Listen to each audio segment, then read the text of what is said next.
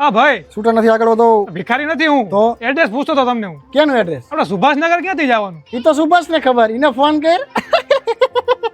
લે મોટભાઈ, તમે હૈસા નહીં, એટલો કઈ નાખી દેવા જેવો જોક નતો. મને ખબર મનમાં હસતા હશો તમે. ફાઇનલ નથી હસતો હું. તો ઘરે જઈને તો ફાઇનલ હસવાના. એ આપણે પછી નક્કી કરશું. અત્યારે તમે એડ્રેસ કોને? ક્યાં જવું હોય તમારે? સુભાષનગર. પેલા કોઈ દિવસ ગયા હોય એ બાજુ? પેલા ગયો તો તમે શું લે પૂછવું પડે?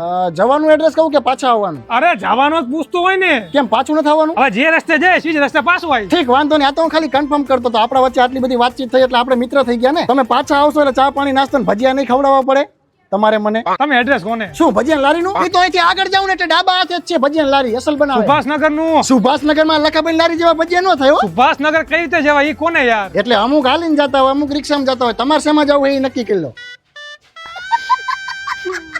શું દેવા મહેમાન ને હેરાન કરે છે પણ? આ જોન મોટભાઈ ક્યાં ને હેરાન કરે અમને. તમે જ કહો સુભાષનગર ક્યાં આવ્યું? ઈ તો સુભાષ ને ખબર, એને ફોન કરીને પૂછલા. એટલે આને આજે ફની નહોતો લાગ્યો બોલ. કયા એરિયામાં આવી ગયો? બધા પાગલ ભર્યા અહીંયા. તું ક્યાં જાસ? સુભાષનગર.